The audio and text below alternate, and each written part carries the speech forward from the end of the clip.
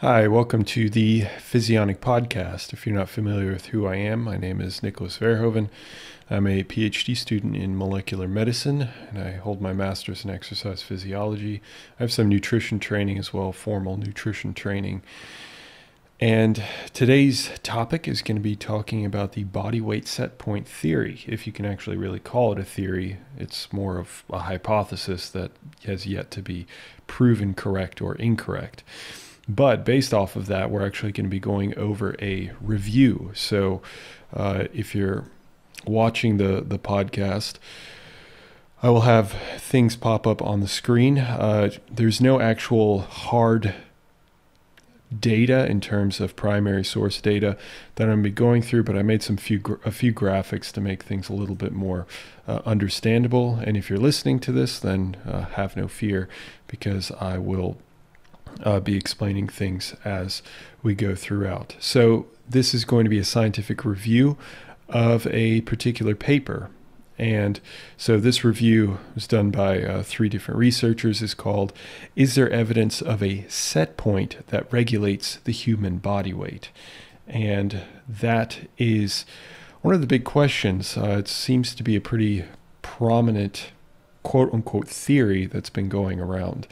So we're going to kind of uncover a little bit of information. I say a little bit, even though I'm going to be talking for quite a while, because there's a lot of things that get raised, a lot of questions that get raised, and very few of them are answered. So leaving a lot more to be answered down the road. Also, even though this is a review, I didn't actually feel like this review went into any great detail. They kind of just pointed out a bunch of different instances and brought up some interesting points, and then that's where they left things. So a lot of these topics that we'll be going into throughout this podcast are things that certainly deserve far deeper dives than what I'm going to be going over. But yet, still, I hope that this will offer you information, at least a bit of background, a little bit more information on how you can think about this body weight set point theory. Before I start, be sure to subscribe on Instagram.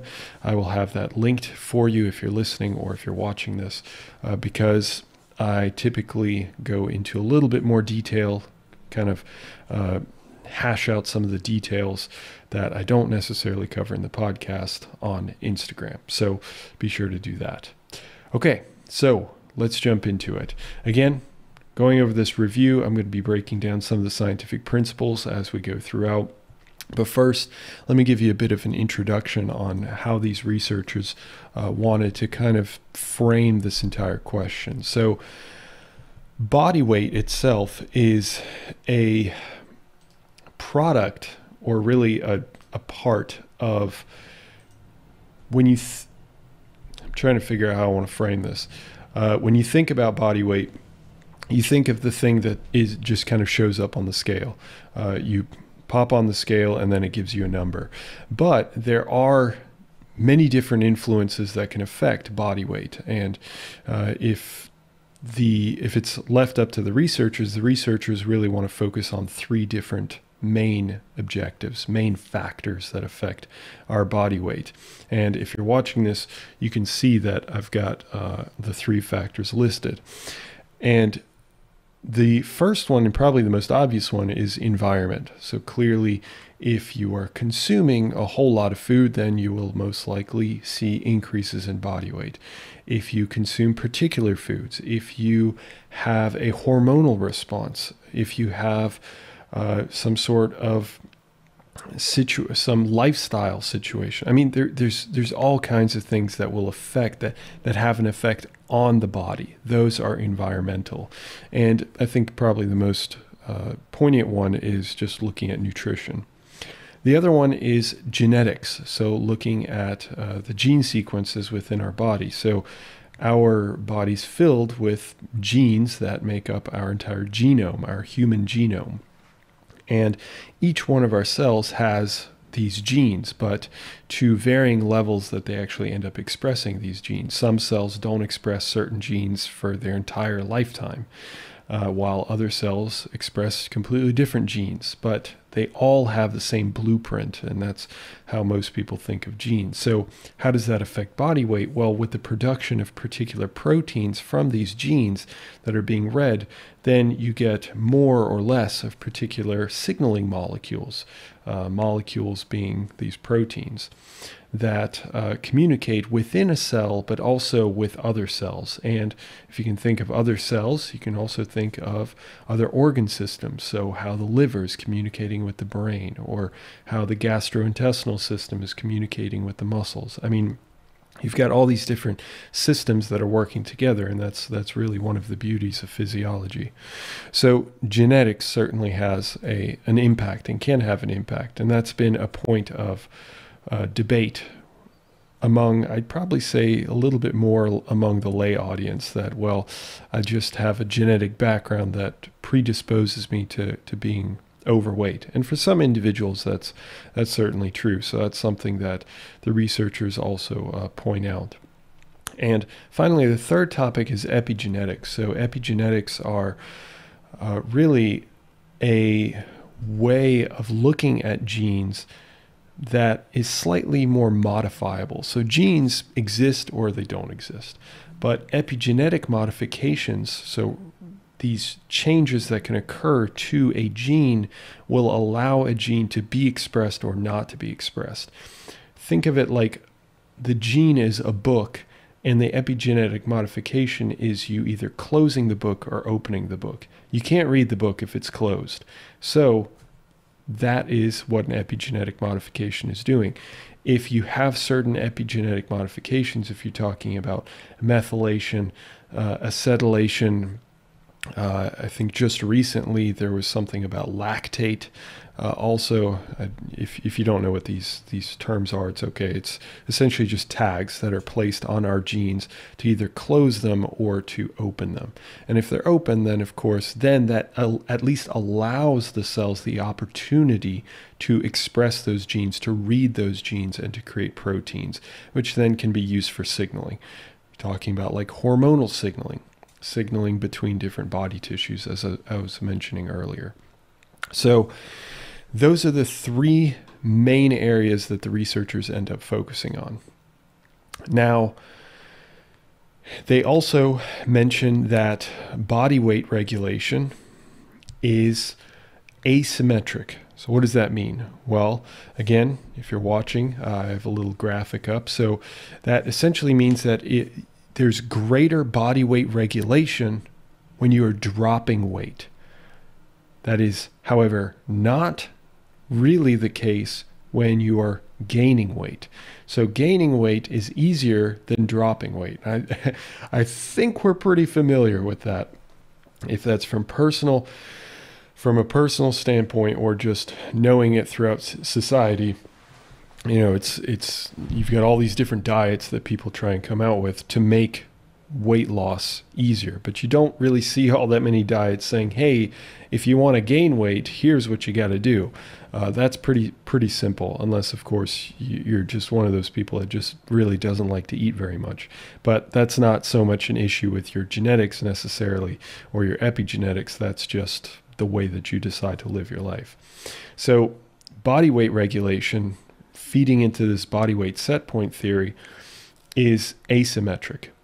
And we'll see examples of that as we go along.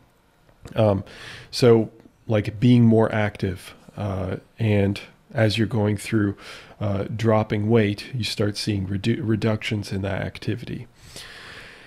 So another point that they end up, well, you know what? I'm not going to go into that quite yet. There's an alternative theory that is separate from body weight set point theory. And again, theory is kind of put under quotations because it's really just a hypothesis. And the researchers did point out this one quote that I thought was kind of comical, because it sort of implicates people, or even researchers, that seem to think that genes are the biggest contributor to people's body weight, which I have to concur with these researchers. I find that highly unlikely, although I do think that that is certainly a factor.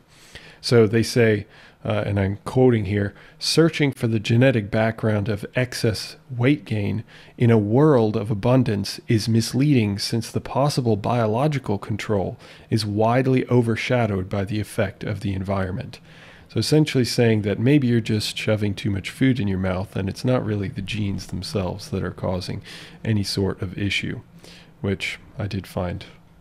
It's a classy researcher way of saying that we're not really buying this whole I just have a thrifty gene, which, just to be clear, that is a thing and that does happen for some people, but it's an incredibly tiny minority of individuals.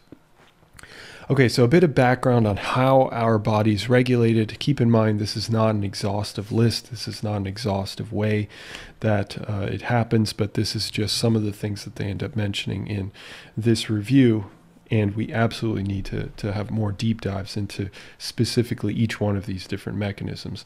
So you have like your nervous system that's going to have a lot of control over your body weight, as well as how your peripheral tissues end up dealing with body weight. And really great examples of this, and they of course control your energy intake, like your caloric intake, your nutrient intake, nutrient balance in the short term for signals of satiety.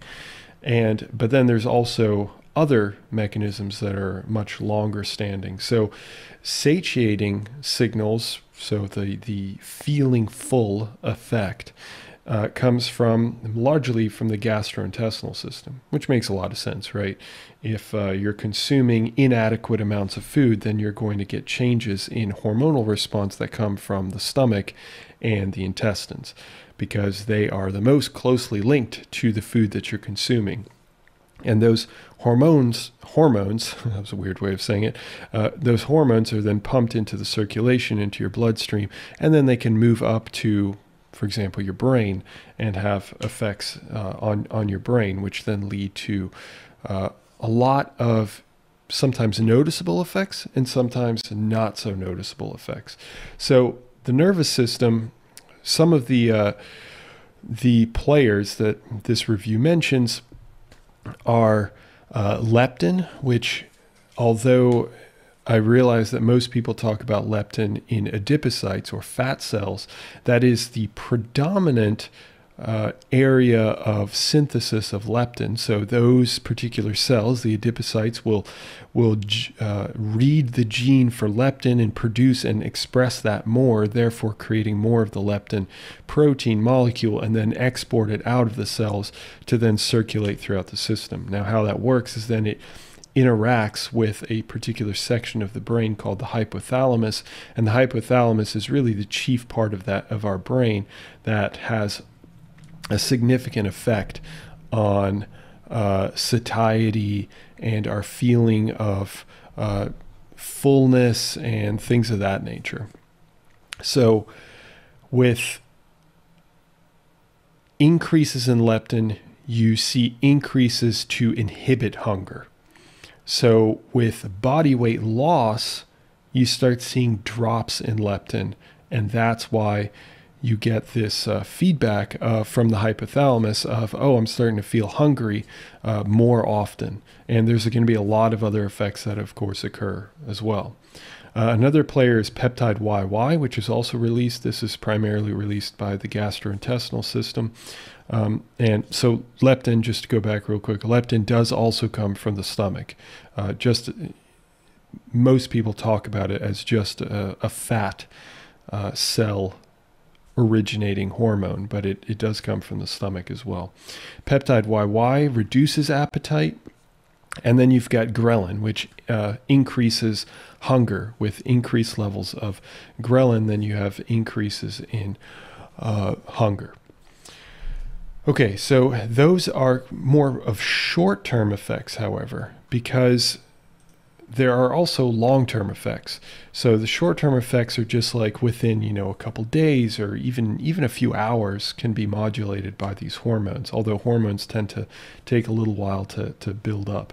So long-term effects that are linked to food intake with overeating lead to examples like thermogenesis, what is thermogenesis? It's essentially just trying to expend more energy. So if you're consuming large amounts of food on the upper end, so to avoid weight gain, how I said that things were asymmetric, and we'll see examples of how it's asymmetric, but one of the mechanisms that prevents weight gain is an increase in thermogenesis. So an increase in the body's ability to expend energy to make sure that you're staying relatively lean. It's not like the body's necessarily sitting there thinking, oh, well, I need to keep this person lean.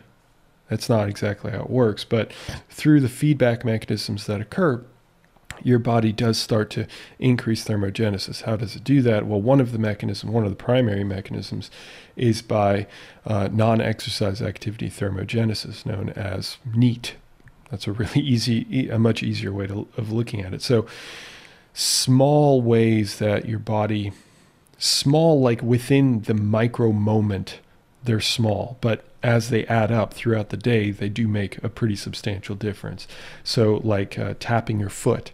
So right now I've been dieting for a few months now, and I can feel myself being a lot more sluggish as a result. And that starts to occur. And if you'll go back to my previous podcast episode talking about one of the case studies with body composition, a man that went really, really lean, his metabolism decreased, but he was also feeling incredibly sluggish. That's why the guy ended up consuming over 1,000 milligrams of caffeine every single day. And that is most likely because he was feeling so sluggish. And it does happen after a certain point. It gets worse and worse and worse to the point where you don't even want to move. And that is because your body is feedbacking, okay, hey, we're not getting anything here. We're just losing and losing and losing body fat. So we need to do something about that. So that's why it downregulates thermogenesis. But in this situation, if you are over-consuming or just consuming large amounts, then it starts to upregulate, starts to increase thermogenesis while increasing energy expenditure. So the theory of body weight set point, though, came from research that happened in animals, and it has fallen under some level of scrutiny in humans, and that's why it's difficult to tease out if there is an absolute answer. Oh, yes, we absolutely have a set point. And there is some evidence that we'll go through. So one of the chief areas is the Minnesota starvation experiment.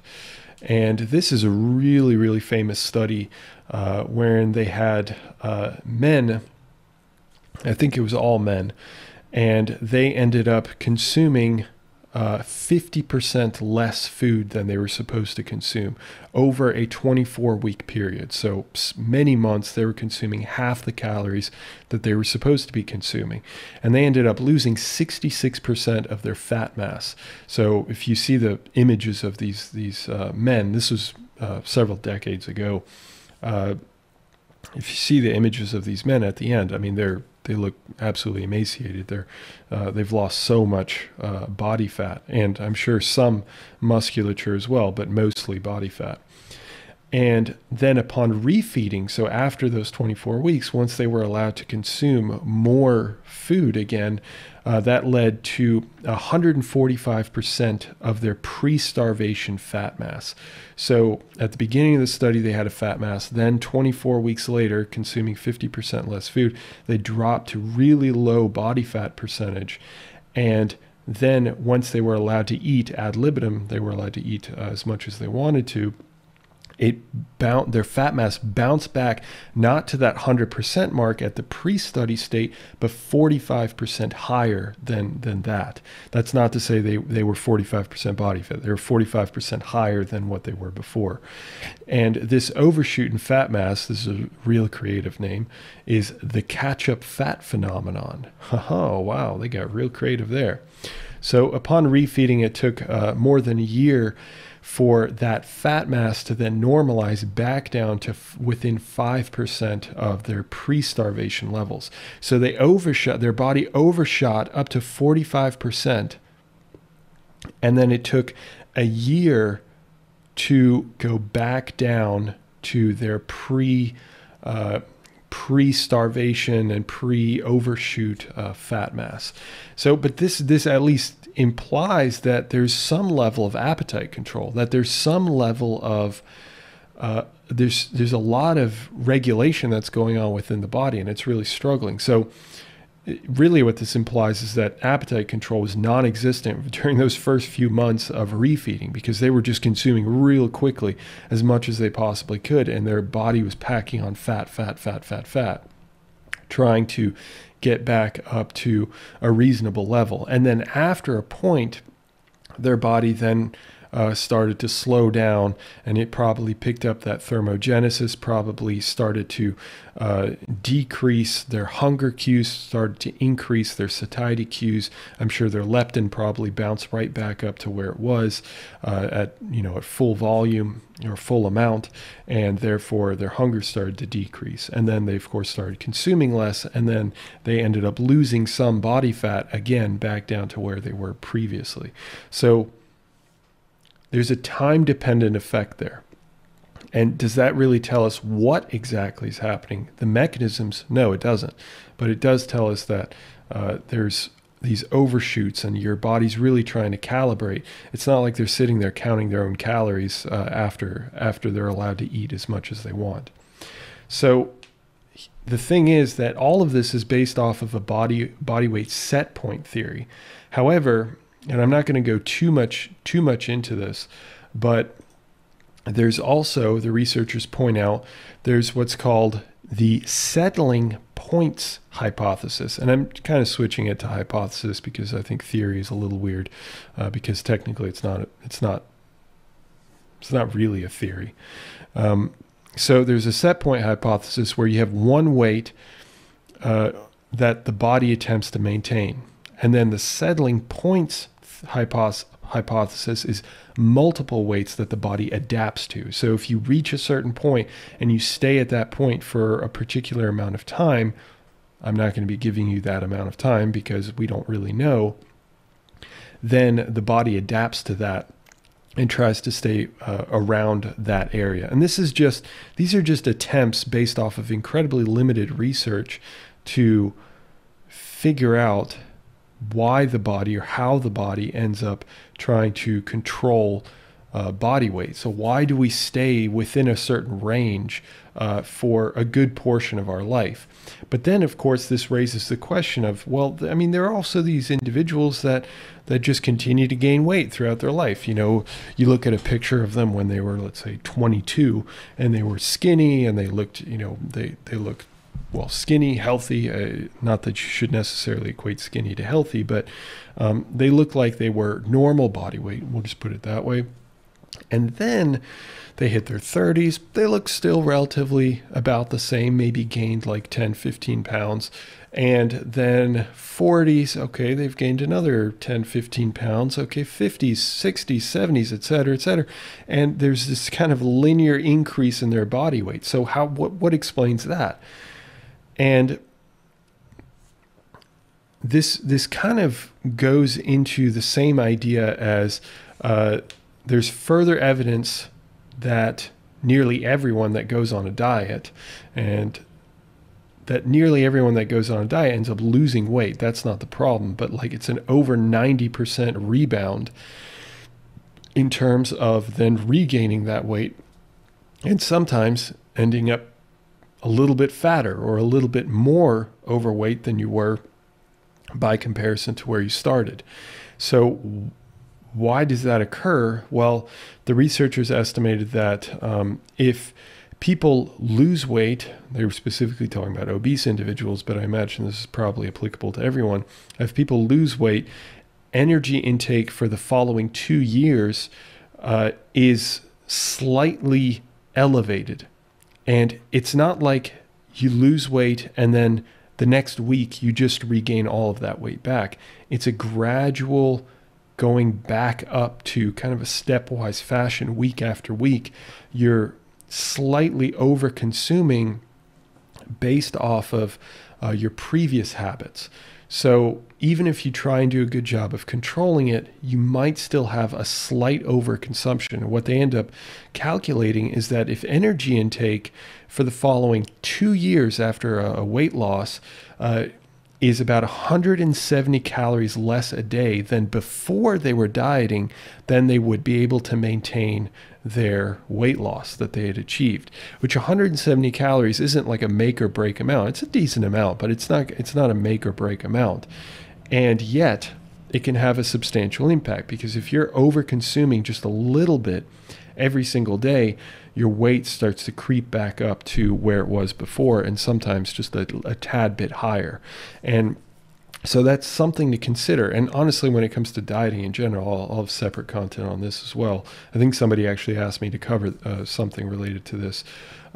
These diets, they're highly problematic because they don't fulfill the one absolute critical thing, and that is sustainability.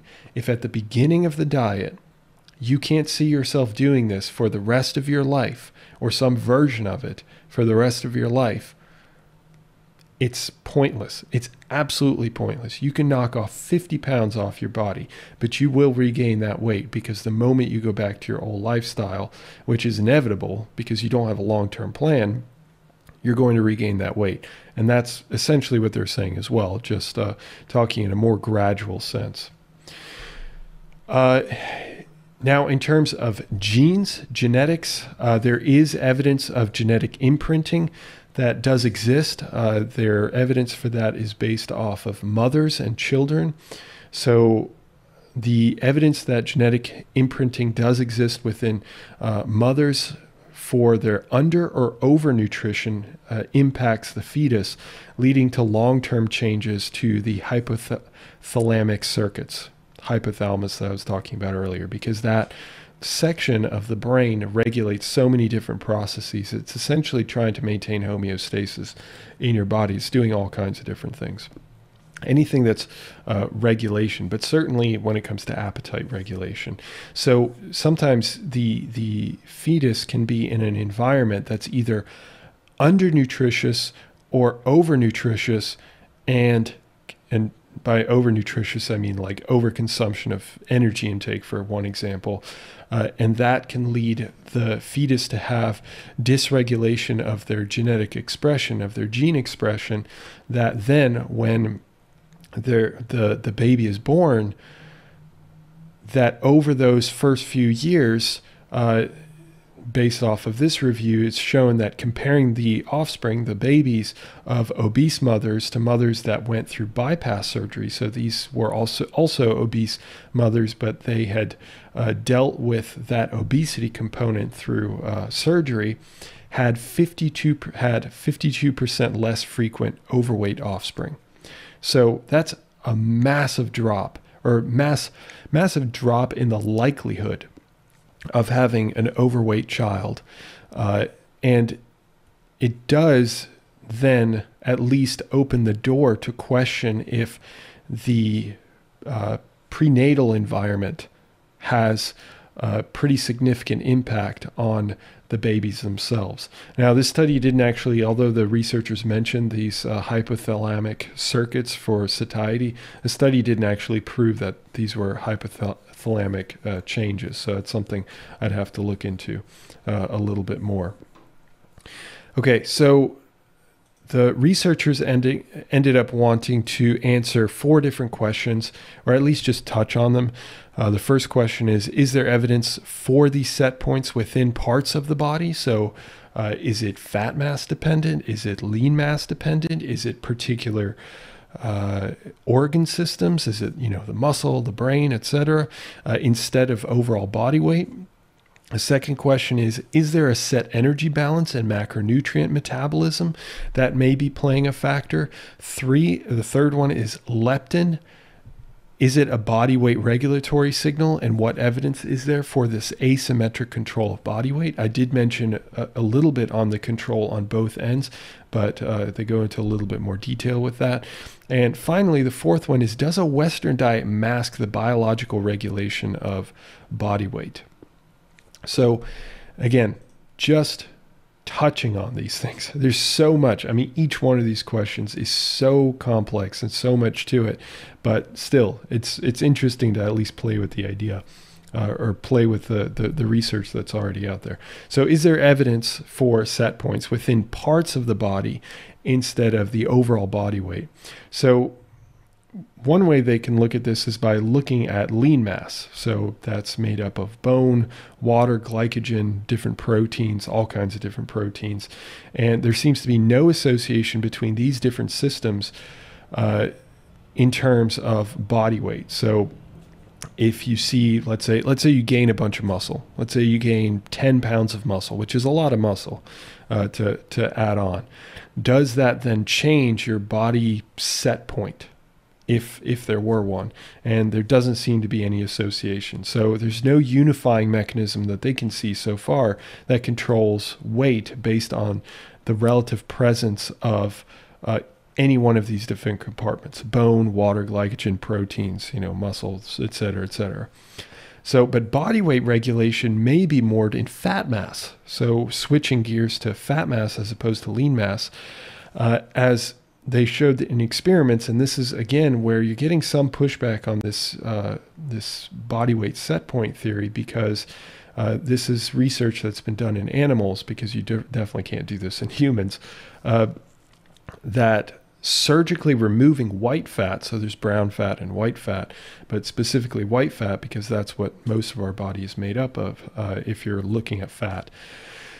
Specifically removing white fat from animals leads to a compensatory fat gain and is believed to be increased with the size of the white adipocytes, so those fat cells that were not removed, not the addition of new adipocytes.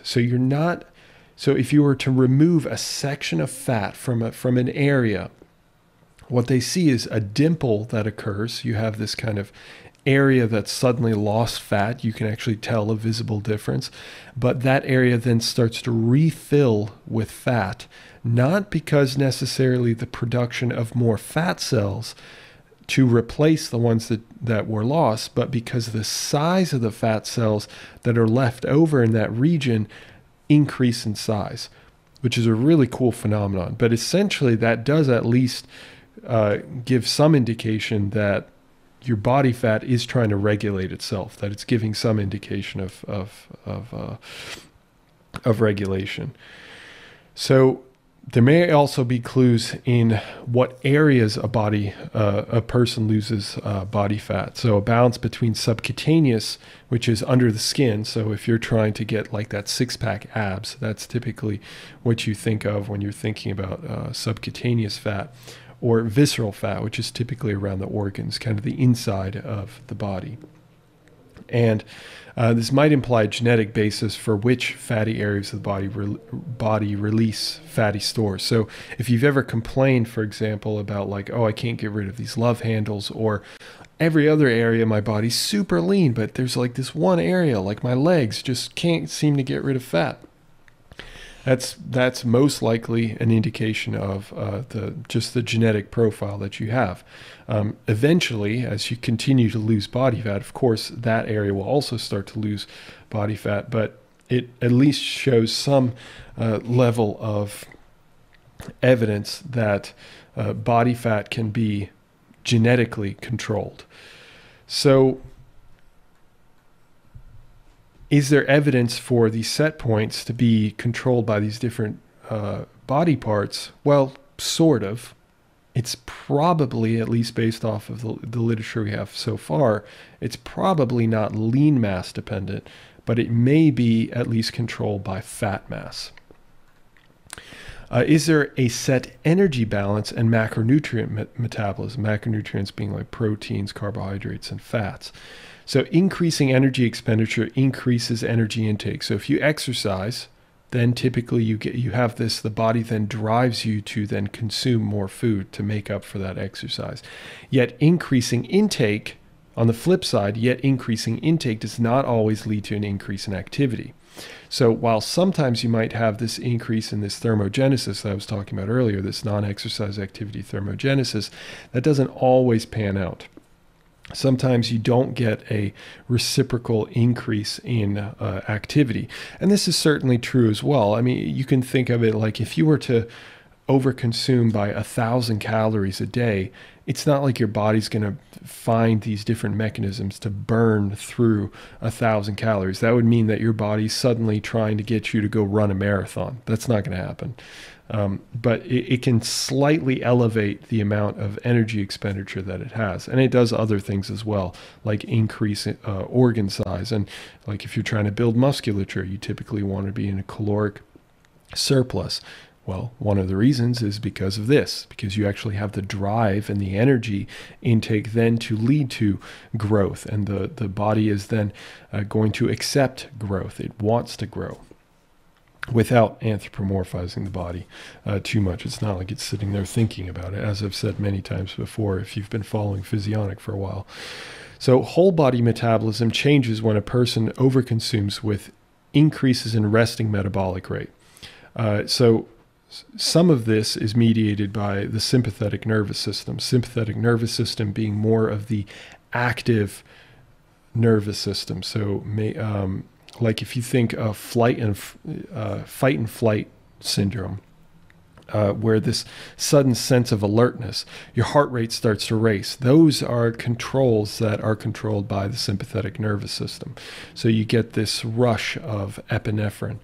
You get this communication between the nervous system with the muscles. They start to tense up, and all of those, little micro movements, micro effects, they require energy. So of course that's going to have an effect on your overall intake. You do see increases in, for example, like thyroid hormone, increases in leptin. Now, both of those are trying to combat the overconsumption of calories. And when under-consuming, it leads to changes in metabolic rate that may take a while. And I definitely encourage you to check out my last podcast, where the guy had a perfectly normal resting metabolic rate and then suddenly it crashed after many months of dieting once he got to a certain level of leanness. Now, that could be because of that control of that fat mass, or it could be because, or maybe a crosstalk, or it could be because of that change in thyroid, which we did see a change in thyroid, a pretty substantial change in thyroid as a result.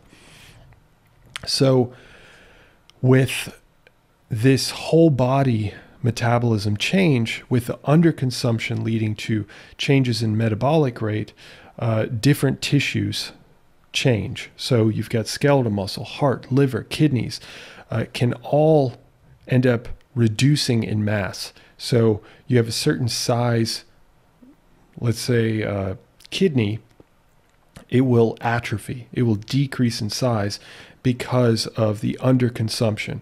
Now, on the flip side, as I mentioned earlier, if you are then overconsuming, those organs start to then reinflate. It's not like they're reinflating with air or anything. They're actually starting to build back up with their protein amount. So you're getting the body's, these are long-standing changes. I mean, this is not like something that happens overnight. This is, if you're starving yourself, quote unquote starving yourself, just under consuming for, let's say, 4 months or 6 months or something like that, that's a long time. And over that time, yeah, your organs are going to slowly atrophy to get rid of, well, essentially unnecessary systems. Things that it's upregulated or increased when you were over-consuming or just consuming normal amounts, because then it could afford it. It was no problem. But now that it's getting all these different feedbacks from, let's say, your thyroid hormone cutting down to like half its normal level, your leptin cutting down to half its normal level, suddenly you're getting these feedbacks to these different organ systems to then shrink, because we can't afford to keep you around. So it's like downsizing, if you want to look at it that way. Now, in regards to macronutrients, there's a negative feedback of glycogen stores on glucose oxidation. This means oxidation being the burning of glucose, the use of glucose. With decreased oxidation with reduced glycogen. So if you have less glycogen in the system, let's say in your liver or your muscles, then you have decreased oxidation. which increases the drive to eat. Now, I will admit, I have not actually looked into the mechanisms for this, so I'm not actually familiar with them. But what they're suggesting is that some of these mechanisms are carbohydrate based. That if the carbohydrate intake is low, and they specifically point out that fat and protein are not controlled in the same way. So the consumption of carbohydrates would then lead to this drive to not eat. So it controls satiety. It would have a direct effect on satiety. So if you are cutting weight, you're going to be taking a lot of that from carbohydrates. That's probably the chief macronutrient to cut down on if you're doing it kind of traditionally. So with that cutting back on carbohydrates, that may lead to reduced glycogen, and that has an effect which increases the drive to eat. So if that has an impact on leptin, if that has an impact on thyroid, if that has an impact on all these different systems, some of the hormones that we talked about from the gastrointestinal system, it's certainly possible. I mean, then in that case, you would want to focus on consuming carbohydrates to then increase this drive, or to, I suppose, decrease the drive to eat and increase the drive for satiety. Right, so fat and protein are not controlled the same way, implying carbohydrate balance is more important to preserve that body set point, if there is a strict body set point, because it controls consumption based on the availability in the liver. So I mentioned that glycogen can drop in the muscles as well. Well, the chief area that it drops, and specifically for the rest of the body, other than exercise component, it would be from the liver. So the next question, is leptin a body weight regulatory signal? I think we already kind of covered that, but that's certainly something that they asked as well. What evidence is there for this asymmetric control of body weight? So leptin is that adipokine, so that cytokine, that communication protein that's synthesized in the adipocytes, the fat cells, as well as the gastrointestinal tract, and then it's released into the bloodstream, and that communicates to the rest of the body, hey, we're losing some fat mass here. We're not consuming as much as we normally would. This is not good news. We need to start down-regulating, start reducing the production of certain other things, and start decreasing the size of our organ systems. So leptin is an adipokine that is released proportional to fat mass. So if you are, let's say 15% body fat, and then you drop down to 11% body fat, during that drop from 15 to 11%, your leptin levels are decreasing as a result as well, which then increases the need to consume. The drive to consume suddenly increases. I see my light just turned off if you're watching live. Anyway, I will continue. I think you can see me well enough. Okay, so it communicates specifically fat mass to the hypothalamus, and which then regulates the energy intake, as I mentioned. So, however, leptin is asymmetric. So it's in terms of its effect, and it doesn't protect against increases in body weight. So if you were to move, let's take my previous example of 15% body fat, you move up to 19% body fat or 25% body fat, leptin doesn't care. Your fat cells are like, okay, we're good, no problem here. Just keep it coming. So the association between resting metabolic rate and leptin is strong when leptin is low, but non-existent when leptin is elevated. So this is a perfect example of that asymmetric control, that you have control when you're dropping body fat, but you don't have as much control, at least not leptin dependent, when you're increasing body fat.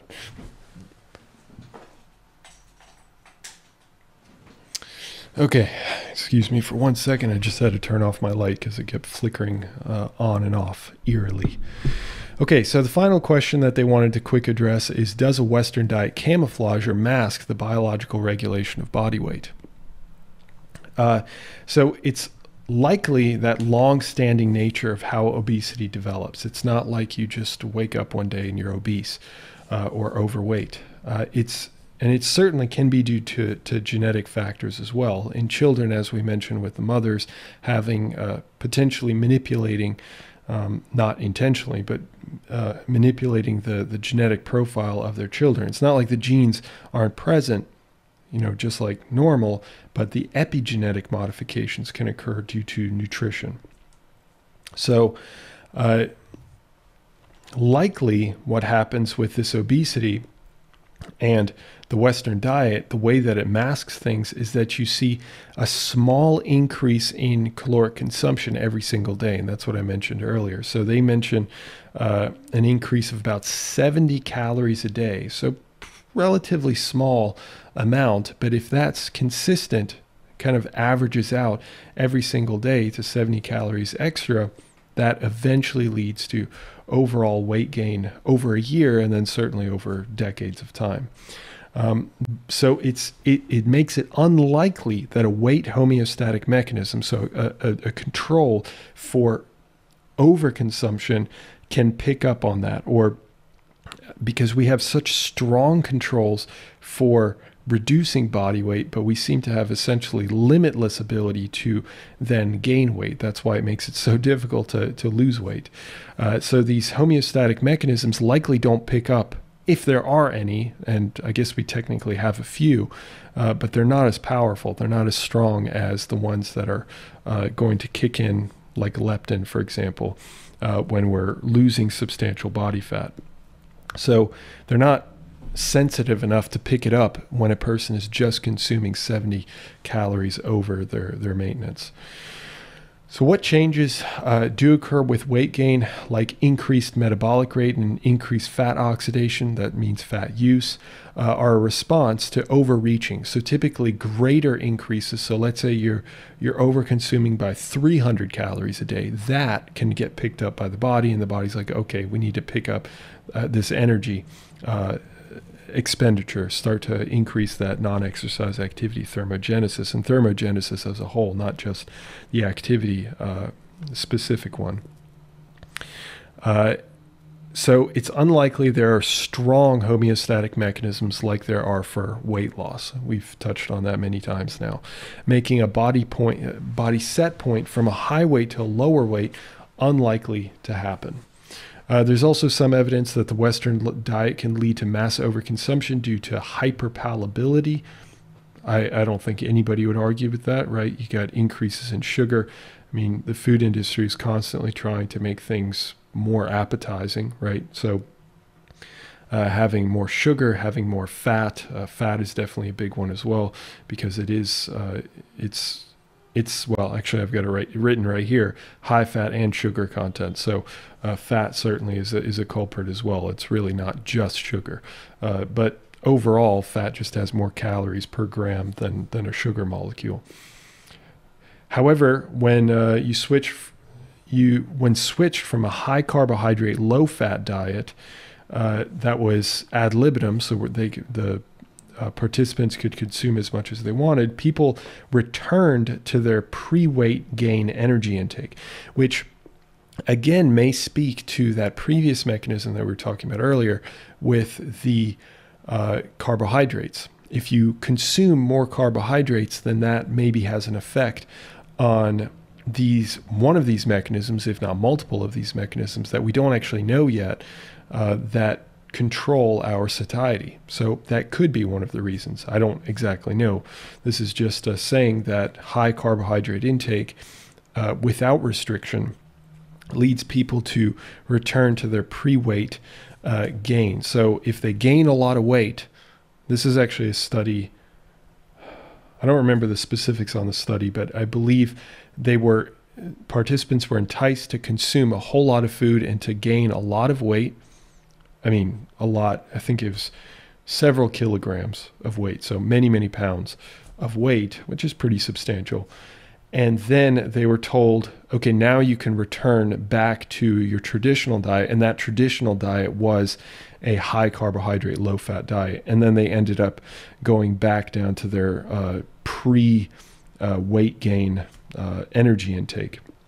So is that cultural? Maybe it is. Maybe it's cultural. It's not anything to do with genes and has nothing to do with epigenetics or environment or anything like that. But at least it offers some proof that people can return to their normal weight once they're given the opportunity to consume less hyperpalatable foods. And that's no surprise. You know, if you're consuming, for example, fast food every single day, what are the odds that you're going to be gaining weight? Pretty high, unless you're meticulous about counting calories, for example. So is there some mechanism that protects against egregious quick weight gain? Probably. And that's what we've talking about with thermogenesis. And I'm sure there are other mechanisms as well. But that slow encroachment is not something that's easily picked up on. However, the slow reduction in body fat is eventually going to get picked up by the body, and it's going to make things infinitely harder for you over time, as I'm experiencing at the moment as I'm dieting down. Okay, so in conclusion, I don't want to bang on about this for too much longer. It's already 50 minutes long. There is a control over body weight. We know that. I don't think anybody would argue that. The mechanisms for which we're still trying to figure out, but certainly leptin is one of them. Thyroid is another one. And you're going to have other ones like peptide YY. Ghrelin is another one. You know, it's just each one of these deserves like their own system, their own systematic breakdowns. And I do have actually an article and content that talks about leptin specifically. So that's the one I know the most at the moment. But I'll certainly be looking into these other ones as well. And it is tissue specific, so it's not really based on lean mass so much, at least based off the current evidence, but it definitely is affected by the loss of fat mass or the gain of fat mass, but really more so the loss of fat mass, and tends to kick in hard when a person loses weight, but not when they're gaining weight. So again, we saw some evidence, probably the biggest piece of evidence for that was with the leptin. So that does lead to an asymmetric control of body weight. So does body weight set point exist? Well, there's some evidence towards that, but that doesn't necessarily address if the settling points, so having multiple different set points that our body can adjust to, is also potentially a reality.